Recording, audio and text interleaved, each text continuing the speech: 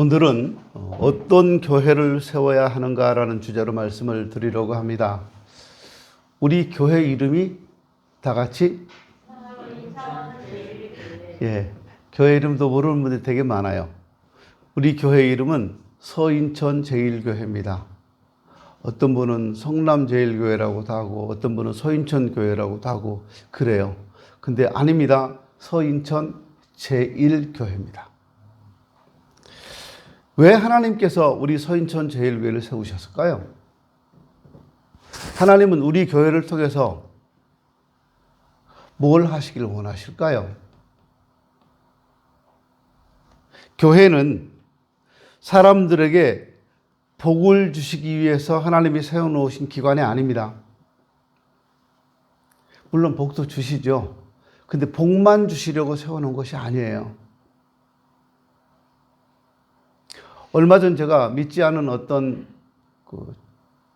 분과 상담 아닌 상담을 했어요. 신앙에 대한 이야기를. 그분은 그렇게 말했어요.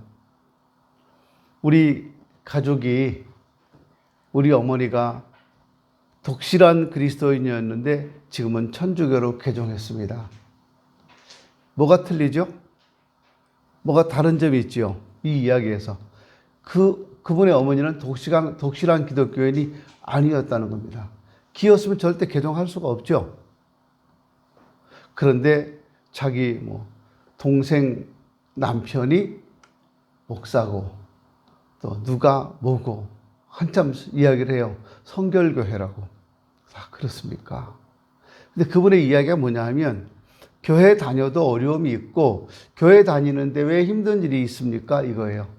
교회를 잘 다니는데 왜 아프고 교회를 잘 다니는데 사업이 안 되고 그렇습니까? 그렇게 물어요. 제가 그분한테 이렇게 말했습니다.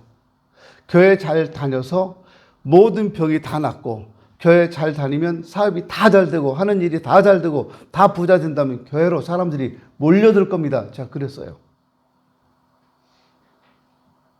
그런데 교회는요, 내가 열심히 다닌다고 해서 부자가 되고 열심히 교회 나온다고 해서 사업이 다 잘 되고 하는 일이 다 잘 되고 하는 건 아니잖아요.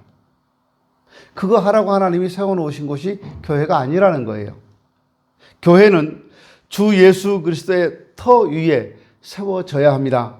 이런 교회는 사람이나 제도의 한계 아래에 있지 않고 주님의 주권에 의해서 세워져 가는 겁니다. 어려움이나 문제가 발생해도 별로 요동치지 않아요. 사도행전 교회가 바로 그런 교회였습니다. 외부적으로 심한 공격이나 내부적으로 극한 어려움이 있었음에도 교회는 파괴되지 않았어요.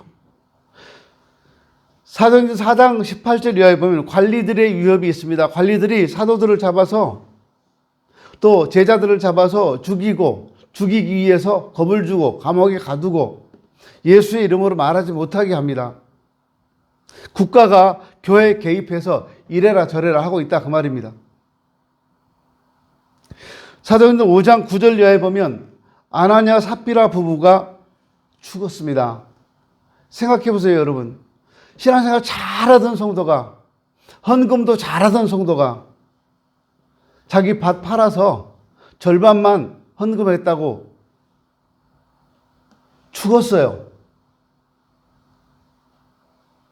누가 교회에다가 헌금하겠어요? 누가 교회에 나오겠어요? 거짓말하면 죽는데. 내가 내 밭을 팔아서 내 마음대로 할 수 있는 거잖아요. 여러분 집을 팔고 밭을 팔고 땅을 팔아서 마음대로 할 수 있는 거잖아요. 저는 할 수 있다고 봐요. 할 수 있습니다. 근데 아나냐 삽비라 부부는 그것이 자기가 헌금한 그 돈이 자기가 땅 판 전부라고 말했거든요. 성령을 속였다는 거예요. 아니요, 반만인데요. 반은 저희가 따로 놔뒀어요. 그러면 괜찮아요. 근데 네라고 대답했어요. 그 자리에서 죽었어요.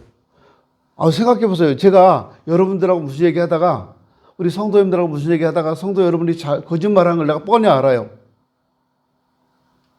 그런데 거짓말을 했어요. 그럼 제가 왜 거짓말 하십니까? 그러면 그 자리에서 탁 죽었어요. 성도가.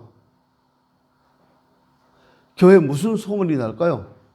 경찰에 신고하고 목사는 잡혀가고 폭력을 했느냐 안 했느냐, 이거 CCTV가 있었느냐 없었느냐, 무슨 말을 했느냐, 얼마나 험한 말을 했길래 사람이 충격받아서 죽느냐, 그러지 않겠냐고요. 교회 내에 이런 어려움이 있었습니다. 외적으로 국가의 관리들의 박해가 있었고, 내적으로는 성도가 죽어서 정말 감당하기 어려운 문제가 발생했습니다. 그럼에도 불구하고 교회를 세우기 위한 사도들의 열정은 식어지지 않았습니다. 작은 문제, 작은 시험에도 흔들리고 있는 오늘날의 교회와 이 초대교회는 너무 다른 모습을 보여주고 있는 겁니다. 이렇게 교회의 기반이 어떠한가에 따라서 교회 세움이 결정된다는 걸 알아야 되는데요. 그럼 우리 교회는 어떤 교회를 세워가야 할까요? 우리 교회는 어떤 교회가 되어야 될까요? 주님이 바라시는 교회, 하나님께서 세우기를 원하시는 교회는 어떤 교회일까요? 가장 중요한 것은요, 예수님이 함께 하시는 교회입니다. 교회는 사람의 평가보다 예수님에게 인정받는 것이 먼저입니다. 오늘날의 교회는 하나님이 안 계시고 사람들만 득실되는 교회가 참 많습니다. 어떤 교회들은 하나님이 없어요. 사람만 있어요. 그런 교회는 사람 냄새로 진동을 합니다. 맨날 싸우고 흉보고 헐뜯고 욕하고 그래요. 하나님이 진짜 계시다는 걸 믿는다면, 진짜 하나님이 살아계셔서 그 교회와 함께 하신다면 교회 안에 그런 문제가 생기겠습니까?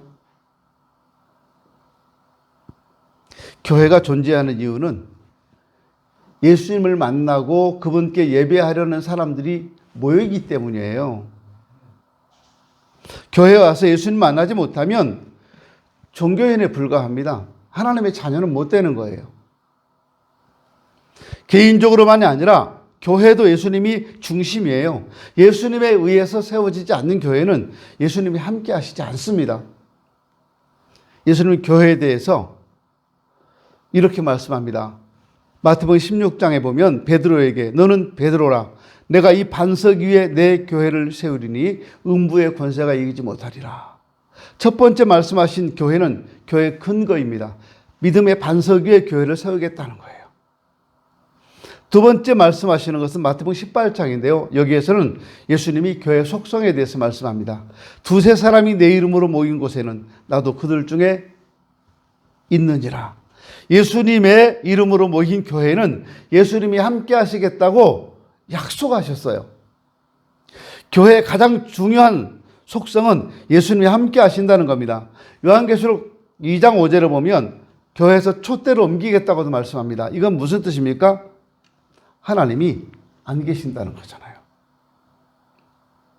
교회는 예수님이 임재하는 곳이어야 되는데, 그래야지 거기 생명이 있는데, 촛대를 옮긴다는 얘기는 예수님이 거기 안 계시겠다는 거예요. 예수님의 부재, 거기는 죽음만 있어요. 사도 바울은 고린도전서 7장 24절에서 형제들아 너희는 각각 부르심을 받은 그대로 하나님과 함께 거하라 말씀합니다. 교회로 부름받은 사람들에게 하신 말씀이에요. 우리 교회 공동체를 교회로 부르신 것은 하나님과 함께 하라고 부르셨다 그 말입니다. 그것이 하나님의 임재 안에 있다는 거예요. 오늘 본문에서 보니까 교회는 하나님의 집이라고 했고 그 집은 하나님이 살아계신 곳이라고 말씀하고 있습니다. 이 말씀도 하나님의 임재죠. 하나님이 함께 하시는 곳, 하나님이 살아계시는 곳, 여기가 교회라는 거예요. 교회는 하나님과 예수님이 임재하시는 곳입니다. 만일 교회에 예수님이 함께 하시지 않는다면 교회가 이 땅에 존재할 이유가 없는 거죠. 더 무서운 얘기 할까요? 내 안에 그리스도가 계시지 않는다면, 내가 하나님 말씀대로 살지 않고 하나님 뜻대로 살지 않는다면 나는 그리스도의 백성이 될 자격이 없다 그 말입니다. 세상 풍파가 아무리 강하고 아무리 험하고 아무리 힘들고 아무리 어렵더라도 내가 하나님 말씀대로 살지 않는다면 나는 그리스도인이 될 자격이 없어요. 어쩌면 그리스도인이 아닐 수도 있습니다. 교회만 다녔겠죠. 주일날 한 번씩 와서 교회에 앉아있다 가고 자리만 채우고 간다고 다 그리스도인인가요? 아닙니다. 하나님이 나와 함께 하셔야만 합니다. 나와 함께 하시는 하나님을 늘 느끼면서 그분과 교통하면서 이렇게 살아가는 사람이 진짜 그리스도인이고, 그런 분들이 모여 있을 때 거기가 진짜 교회가 되는 거예요. 교회에서 행하는 모든 예배, 모든 기도, 모든 봉사활동, 모든 섬김 다 가장 중요한 것은요, 하나님이 함께 하셔야 한다는 겁니다. 그러므로 교회는 예수님에 의해서 일을 하는 것이지 예수님을 위해서 일하는 것은 그 다음 문제예요. 그 다음 문제. 외적으로 일어나는 어떤 것보다 예수님이 함께 하는 것이 우선입니다. 예수님은 제자들에게 마지막으로 이런 말씀을 하셨어요. 내가 너희에게 분부한 모든 것을 가르쳐 지키게 하라. 볼지어다 내가 세상 끝날까지 너희와 항상 함께 있으리라. 교회는 예수님이 세상 끝날까지 함께 하심을 볼 수 있는 곳이라야 합니다. 우리 교회와 함께 하심을 볼 수 있어야 되고 우리 성도들과 함께 하심을 볼 수 있어야 돼요. 그게 진짜 교회예요. 예수님의 임재가 항상 임하는 교회를 세우기 위해서 교회는 진리의 기둥과 터가 되어야 하는 겁니다. 사도들이 온갖 어려움을 당하면서도 교회를 포기하지 않고 세웠던 것처럼 우리도 불편하고 힘든 일도 있고 바쁘고 어려운 시간 내기도 어렵지만 그런 초대교회, 그런 교회의 모습을 닮아가면서 교회를 세워가는 일에, 하나님이 우리와 함께 하시는 일에 동참할 수 있어야 돼요. 이게 교회예요. 그게 교회를 세워가는 거예요. 사도들이 온갖 어려움을 당하면서도 포기하지 않았던 것처럼 우리도 그렇게 해야 되는 겁니다. 우리 예수님이 함께 하시는 교회를 만들어 가야 합니다. 또 하나, 교회는요, 복음의 씨를 심는 교회가 되어야 합니다. 교회를 세우는데 가장 기본적인 요소가 심는 거예요. 교회는 예수 그리스도의 터 위에 세우는 것이라면 복음은 씨앗을 심는 작업을 말합니다.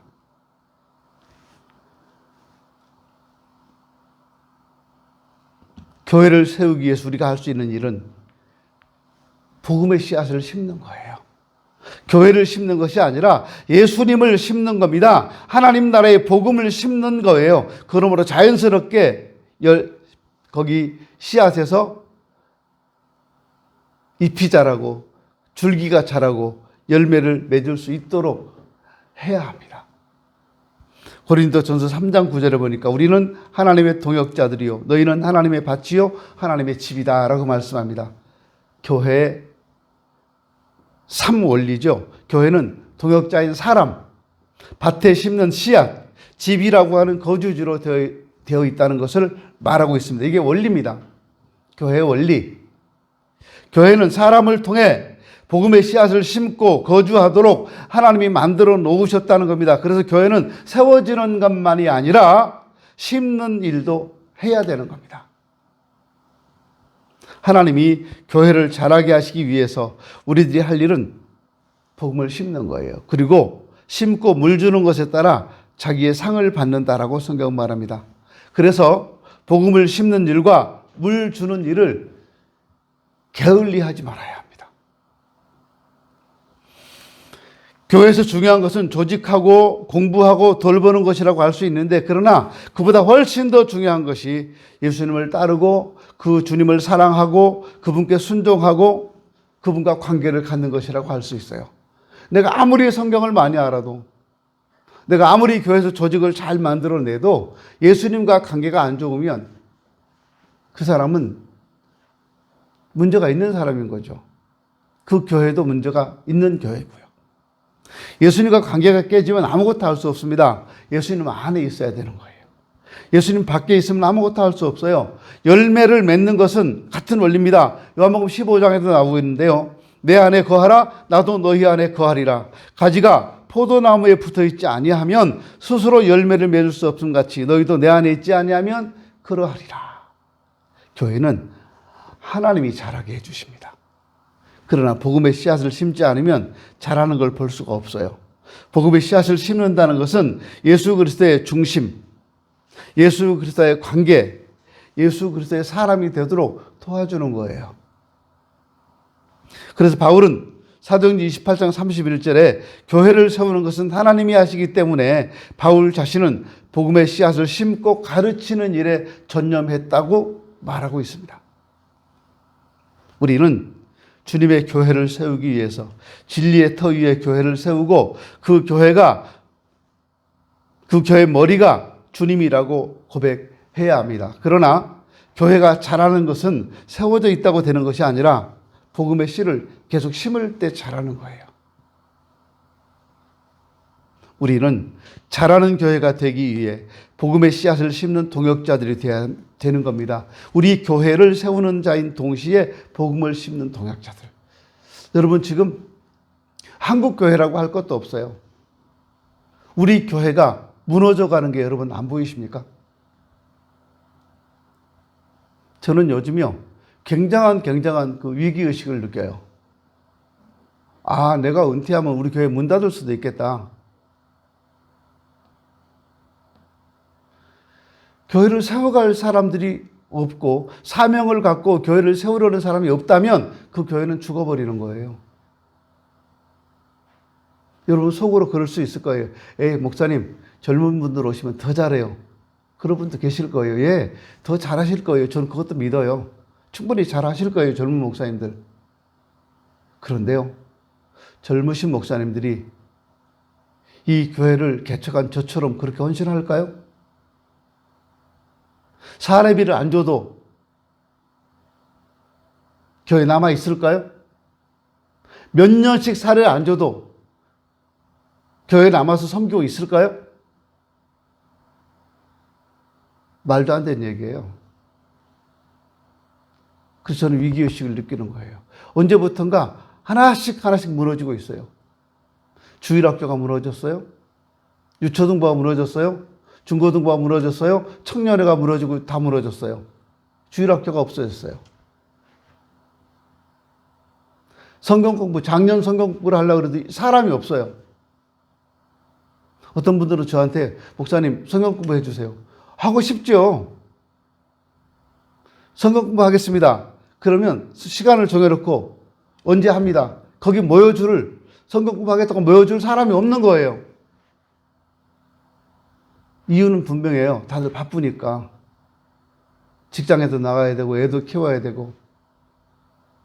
충분한 이유가 있어요. 그런데 그런 모든 이유들 속에서 교회는 무너져 가고 있어요. 이 교회를 세워야 할 사람이 누굴까요? 아, 난 몰라요. 난 몰라. 그럴 분 계십니까?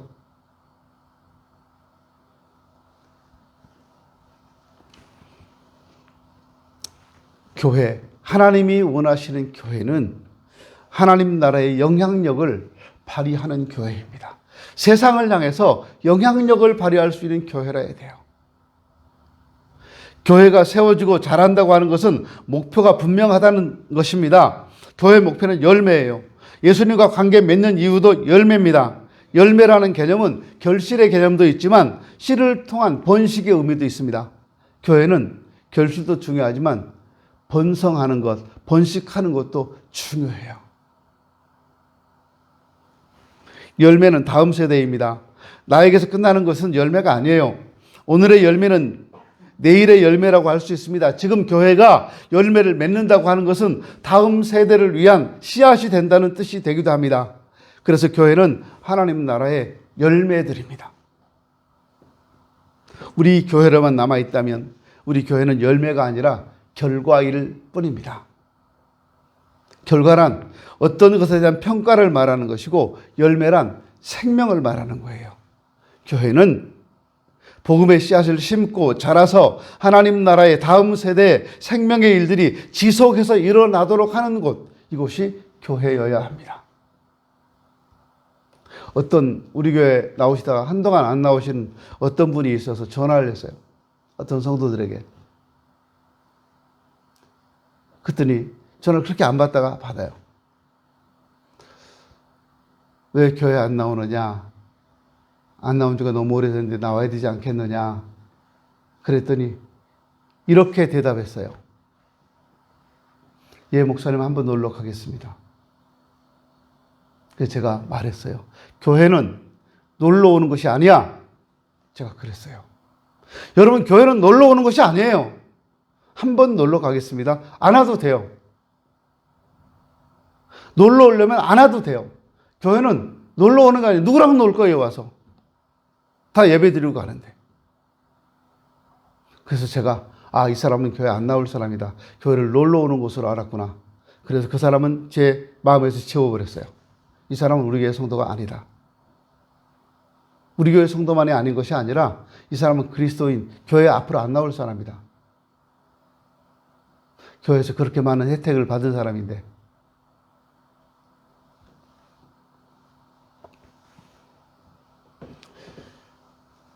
다음 세대의 생명이 계속해서 지속되도록 해주는 것이 교회입니다. 이런 교회는 오늘로 만족하거나 성공하기 위해서 어떤 방법과 수단도 아랑곳하지 달리는 그런 교회가 아닙니다. 예수 그리스도의 터 위에 세워져서 말씀으로 교회 권위가 세워지고 점진적으로 세상에 영향력을 힘있게 보여주는 교회. 우리는 그런 교회를 세워야 합니다.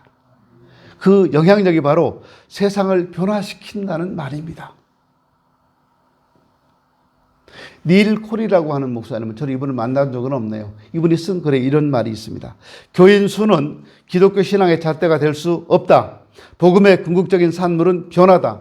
그저 예배당만 가득 채우는 것만으로는 부족하다. 세상을 바꿔야 한다. 교회가 진정으로 영향력을 발휘하게 되면 사회와 문화는 변하게 되어 있다. 교회는 하나님 나라의 복음으로 사람들을 전도해서 그들의 삶이 변화되는 것을 목격하고 있는가? 그런 일이 일어난다면 그리스도인의 수는 당연히 늘어날 것이다. 일주일에 한 번 예배당 좌석을 채우는 것이 하나님 나라가 아니다.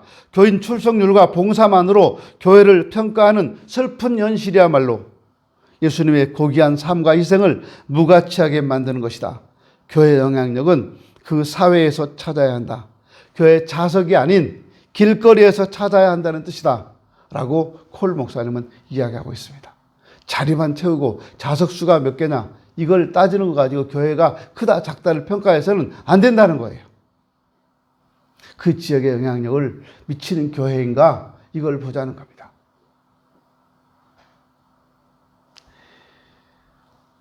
얼마 전에 지난 주일이죠.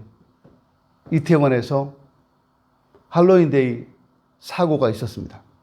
156명이나 되는 사람이 죽었습니다. 거기 중학생도 1명 있고 고등학생도 5명 있고 교사도 2사람이 있었습니다. 많은 젊은이들이 죽었습니다. 여성은 100명이 넘었고 남성이 50명이 넘었습니다. 그 안에 그리스도는 없었을까요? 제가 지난번에도 얘기했던 것처럼요. 거기 한번 가기 위해서 할로윈데이 한번 가기 위해서 얼마나 오랫동안 준비하고 그날을 기다렸다 갔겠습니까? 근데 교회 오는 우리들이 주일을 준비하고 그렇게 기다리는 마음이 있을까요?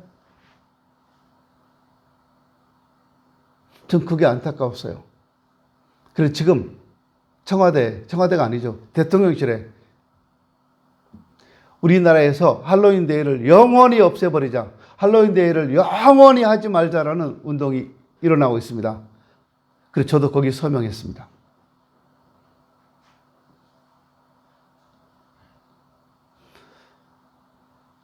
(10월 31일은) 해마다 10월 31일은 종교개혁주일입니다. 종교개혁일입니다. 1517년 마틴 루터에 의해서 종교개혁이 시작된 날이 10월 31일이에요. 그런데 할로윈데이는 그 종교개혁일 바로 하루 전날 10월 30일에 합니다. 기독교 최고의 명절인 종교개혁일을 희석시켜버리는 거예요. 이 사탄의 장난입니다. 그렇게 해서 그것이 기독교 행사와 종교개혁일과 이렇게 연관되는 것처럼 만들어버리고 있어요. 서구에서 그렇게 해왔습니다. 그 문화가 우리에 들어왔어요. 그건 우리 문화가 아니에요.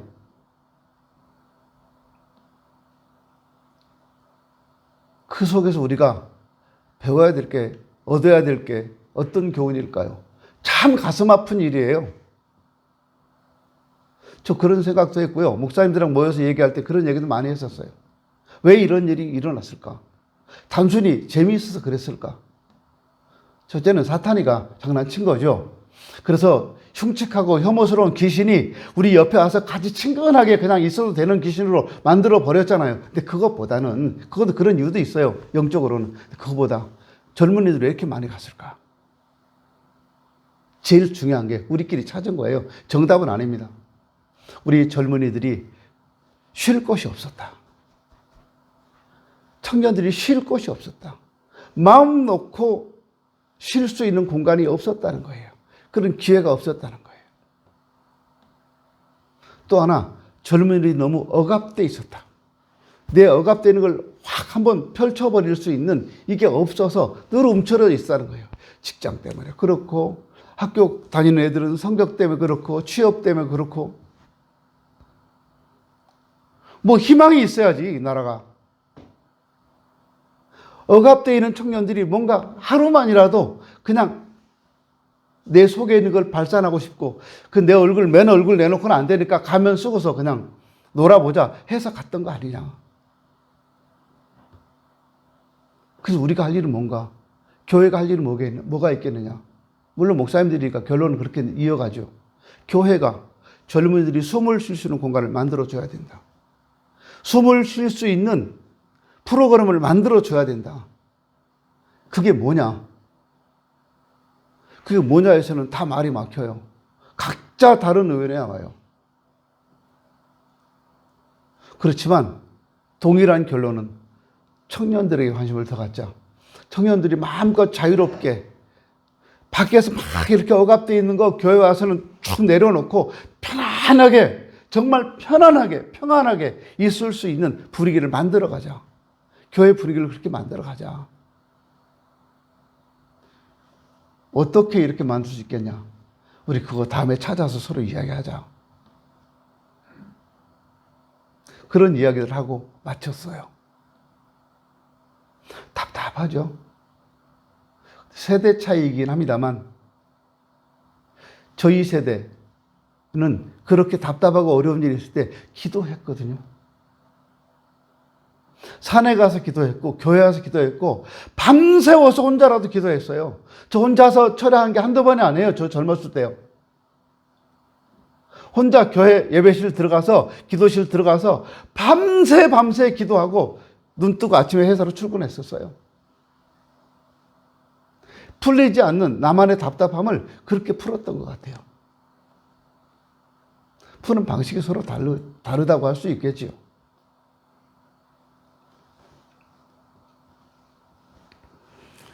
교회는요, 수단과 방법을 가리지 않고 성공하기 위해서 달려가는 곳이 되어서는 안 됩니다. 교회는 예배당 평수를 가지고, 좌석 수를 가지고 평가돼서도 안 되는 거예요. 교회는 성공하기 위해 있는 것이 아니고 건물이나 조직이나 프로그램이나 행사를 위해서 세워진 것도 아닙니다. 어떤 분들은 그렇게 얘기하더라고요. 어느 교회 다니는 분들. 저쪽에 우리 산 넘어가면 교회 이름 제가 말하기 싫습니다. 우리 교회는요, 잘 갖춰져 있어요. 뭐가 잘 갖춰져 있는데요? 우리 교회는요, 방마다 에어컨, 냉난방 시설이 다 잘 돼 있고요. 프로그램이 너무 잘 돼 있고요. 초신자부터 또 중급, 초급, 고급 과정까지 성경 공부 프로그램이 다 있고요. 누구나 오면 다 들어가서 공부할 수 있게 돼 있어서 12주 과정 성경 공부를 하고 나면 다 일꾼이 돼서 나와요. 그래요. 막 자랑을 해요. 그리고 우리 교회는 중고등부 애들이 새벽 예배에 나오면 우리 중고등부, 유초등부 친구들 미안해요. 새벽 예배 나오면 5,000원씩 준대요. 매일. 그러니까 알바하는 거죠. 새벽에 한번 왔다 가면 5,000원 받으니까 열흘 왔다 가면 5만 원이잖아요. 새벽에 와서 졸다 가든 앉았다 가든 하여튼 출석만 하고 가면 돈 5,000원 주니까. 제가 그분한테 물었어요. 참 좋은 교회네요. 예배당도 크고 시설도 잘 갖춰져 있고 프로그램도 좋고 돈도 많고 근데 거기 예수님이 계신가요? 당신은 그 교회 가서 예수님 만났습니까? 나도 새벽 예배 가서요. 우리 가족이 다 가서요. 뭐 얼마를 받았고 현금 받은 이야기를 해요. 근데 그분들 지금 교회 딴 데 다녀요. 그렇게 좋은 교회, 완벽하다고 했던 교회를 떠나서 지금 어디 조그마한 교회 가서 목사님이 시키는 대로 일하고 있는, 뭐가 표현이 좀 그렇습니다만 잘못된 거예요. 그건 신앙이. 노예가 돼서 살더라고요. 노예가 돼서.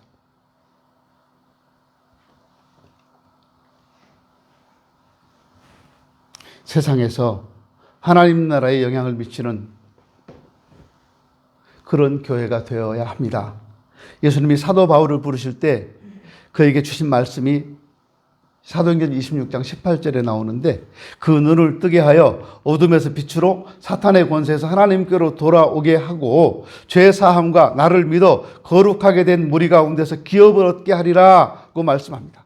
예수님은 사명을 주신 것이지 성공하라고 하시지 않았어요. 사명을 통해서 세상을 이렇게 만들라는 겁니다. 교회에서 우리가 해야 할 일이 바로 이거예요. 별로 중요하지도 않은 일에 영적 시간, 물질, 마음을 낭비하는 것이 아니라 정말 중요한 일에 관심을 갖고 그걸 이루기 위해서 마음을 같이 하고 뜻을 같이 해서 함께 기도해야 한다는 겁니다. 함께 교회를 세워가야 한다는 거예요. 진정한 교회의 사명을 잃고 세상 사람들처럼 뭘 좀 더 갖고 더 성공하기에 욕심을 부리는 교회는 교회가 아닙니다. 고린도전서 11장 28절에서 말씀합니다. 이 외의 일은 고사하고 아직도 날마다 내 속에 눌리는 일이 있으니 곧 모든 교회를 위하여 염려하는 것이다. 사도 바울은 사도행전 11장 23절 이하에서 자신의 모습을 말하면서 사람이 겪는 최대한의 문제들을 끄집어내면서도 마지막 결론은 뭐라고 말하냐면요, 모든 교회를 위하여 염려하는 것이다 라고 말해요. 여기서 말하는 염려라고 하는 건 근심한다는 뜻이 아니고 가장 중요한 관심사라는 뜻입니다. 자신에게 그 어떤 것보다 주님의 교회가 최고의 관심사였다 그 말입니다. 그러나 이와 정반대로 진짜 중요한 걸 놓치고 교회 왔다 갔다 하는 사람들에게 교회는 자신에게 가장 중요한 관심이 될 수가 없어요. 교회가 어디에 어떻게 세워지는 것에 무관심하고 손님이나 구경꾼처럼 교회를 왔다 갔다 한다면 그 사람이 어떻게 교회, 세상에 그리스도인으로서 영향을 줄 수 있겠습니까? 교회는 어둠에 갇힌 사람들을 차단해서 빛 가운데로 인도하여 자유를 찾아주는 역할을 할 때 주님께 영광이 되는 겁니다. 교회 주변 사람이 변하고 주변 세상이 변하는 것, 변하게 해주는 것, 이것이 교회의 사명이에요. 교회를 세우는데 힘들기 때문에 변명하고 피해서도 안 됩니다. 왜 우리 교회만 유별나게 주님의 교회를 세워야 되느냐? 이렇게 말해서도 불평해서도 안 됩니다. 사도행전 4장 13절에 보니까 빌기를 다하며 모인 곳이 진동하더니 무리가 다 성령이 충만하여 담대히 하나님 말씀을 전하니라 말씀합니다. 오늘의 교회들에게 볼 수 없는 모습들이었어요. 교회의 사명, 사명의 축소, 사명의 상실, 이게 오늘날 교회들의 가장 큰 문제점입니다. 어느덧 교회는 사람들의 필요와 관심에 끌리다가 교회의 중요한 것들을 잃어버렸습니다. 너무 많은 것을 잃고 있기 때문에 교회의 가치와 권위가 추락해졌어요. 이제 그리스도인이 되기보다는 일주일에 한 번씩 착실히 예배 출석하고 헌금만 내면 되는 그만이다 라는 세상이 되었어요. 열매 맺는 교회가 되어야 됩니다. 다음 세대와 주변과 세상에 하나님 나라의 씨앗을 심고 확장해 가는 교회가 되어야 합니다. 우리가 진실로 바꿔야 할 것은 세상이에요.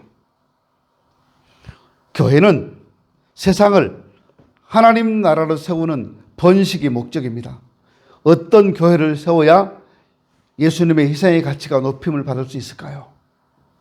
어떤 교회를 세우기 위해 노력해야 될까요? 가치도 없고 중요하지도 않은 것에 끌려가지 마십시오. 하나님이 기뻐하시는 교회를 세우기 위해 나는 어떤 기여를 하면 좋겠습니까? 시시한 목표와 사소한 일들에 무너지고 세상에 영향을 주기보다 오히려 세상에 영향을 받아서 세상 것을 교회로 막 끌어들여서 교회에서 해보려고 하는 무리한 시도를 하고 있지는 않습니까? 그게 멋인 줄 알고, 그게 앞서가는 사람인 줄 알고. 언제까지 세상의 세계관에 젖어서 복음과 교회의 능력을 외면하고 세상을 두려워하면서 살아야 되겠습니까? 오늘 본문을 근거로 우리 교회가 세워지도록 하나가 되어야 합니다. 그러므로 교회를 세우려면 어떻게 해야 될까요?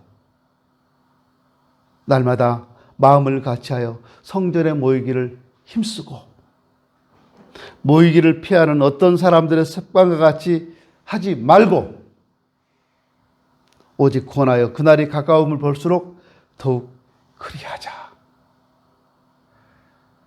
기도합니다.